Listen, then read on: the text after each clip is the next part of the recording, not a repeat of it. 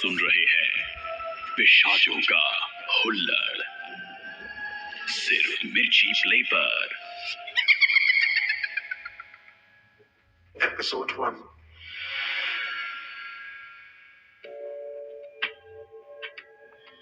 कुछ तस्वीरें जो प्रतीक के सपनों में घूमे जा रही थी।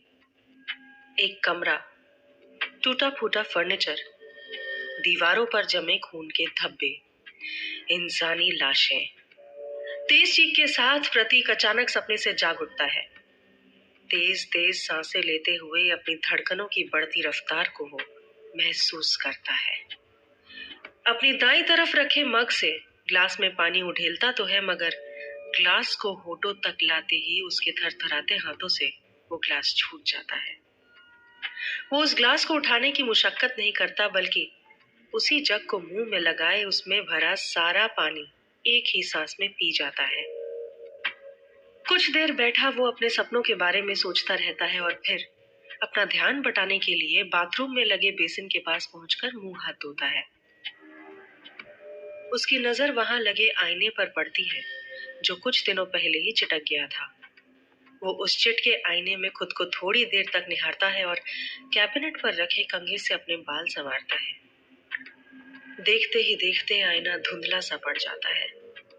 प्रतीक को ये बात अजीब सी लगती है और वो उस धुंधले आईने को गौर से देखता है। अचानक धुंधला आईना ठीक हो जाता है। प्रतीक अपनी आंखें मलता है और अपनी टी शर्ट की जेब से चश्मा निकाल कर लगाता है। ये क्या? खून के धब्बे यहाँ कैसे? प्रतीक हैरान हो जाता है। इससे पहले कि वो कुछ और सोचता या समझता, आईने से चिटकने की आवाज आने लगती है। अब ये आवाज एक अजीब से शोर में बदल जाती है।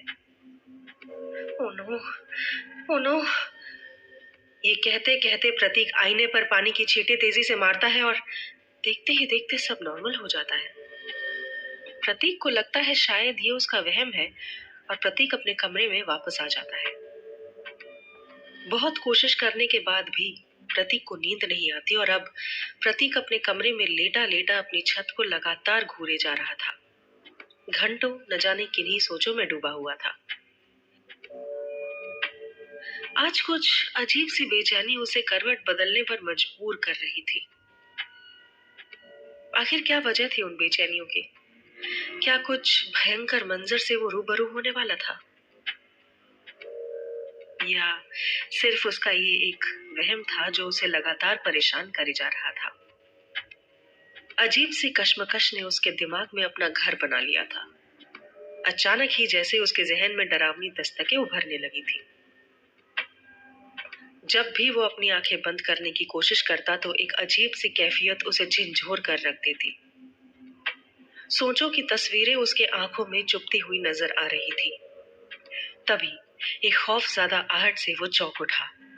उसे महसूस हुआ कि जैसे उसके अलावा भी उस कमरे में कोई मौजूद है जो अपनी बुरी नजरों से उसे घूरे जा रहा था, और ये नजरें उसे सुई की तरह चुभ रही थी। इधर उधर देखने पर उसे कुछ भी नजर न आया।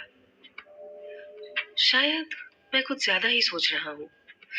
तभी अचानक एक खौफज़दा आहट से वो चौंक उठा। प्रतीक खुद को समझाने की कोशिश में जुट गया। तभी अचानक प्रतीक के कमरे में से किसी के खटखटाने की आवाज ने एक बार फिर उसे चौंकाया और वो तेजी से दरवाजा खोलकर बाहर आया। लेकिन ये क्या? बाहर तो कोई भी नहीं था।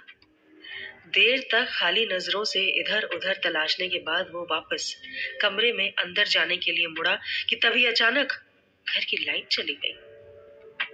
ये इन्वर्टर काम क्यों नहीं कर रहा? अभी कुछ ही दिन तो हुए हैं उसको ठीक कराए, जाकर देखता हूँ, प्रतीक ने खुद से कहते हुए लाइटर जलाया और अपने कमरे से बाहर जाते रास्ते का रुख किया। मगर ये क्या? प्रतीक ने अचानक खुद की हालत पर नजर डाली और गौर किया तो उसके कपड़े पानी से भीगे हुए थे। उसके कंधे पर लाल पंजों के निशान बने थे। गौर से देखने पर खून के ताजा निशान मालूम होते थे।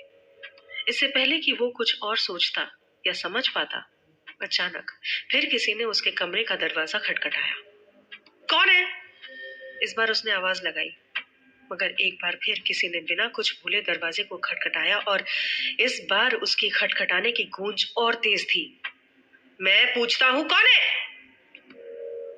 प्रतीक इस बार जोर से चिल्लाया, मगर बाहर से कोई जवाब नहीं आया। और अब देखते ही देखते खटखटाने की आवाज बंद हो गई। वो कुछ पल रुका और उसने फोन लगाया। मैं आ रहा हूँ, ये कहकर उसने अपनी अलमारी से एक भूरे रंग का थैला निकाला और वो तेजी से अपनी गाड़ी की तरफ पहुंच गया। बाहर निकलते ही तेज बारिश शुरू हो गई थी, मगर बिना कुछ सोचे समझे या बिना किसी बात की परवाह किए वो घर से बाहर निकला और गाड़ी को स्टार्ट करके आगे बढ़ गया। बारिश में भीगते हुए उसने तेजी से पार्किंग लॉन को पार किया और मारवाड़ी अस्पताल के दरवाजे में दाखिल हो गया। उसकी दाईं बगल के नीचे दबे भूरे रंग के उस थैले में एक पिशाच का इतिहास बंद था। आगे बढ़ते हुए उसने अपने रेनकोट को तेजी से झाड़ा और हरे रंग के चिकने फर्श पर पानी की बूंदें टपकाता हुआ पहली सूचना डेस्क पर बैठी हुई नर्स के पास पहुंचा। वो मिसेस कोमल को अच्छी तरह पहचानता था। उसने नर्स को देखकर अभिवादन किया।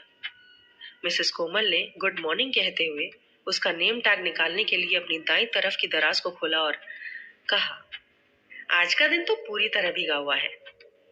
नर्स ने नाक के ऊपर टिके चश्मे के ऊपर से उसे देखते हुए कहा।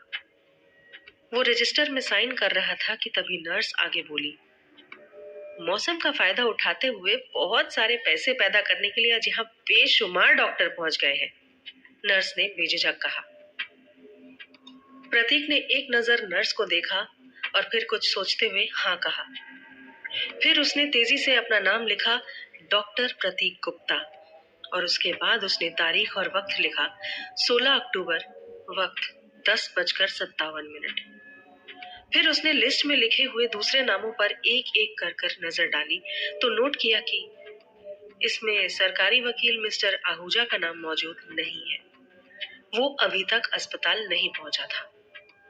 प्रतीक ने थोड़ी देर सोचा, यहाँ लॉबी में ठहर कर उसका इंतजार करूं या अकेले ही ऊपर जाऊं।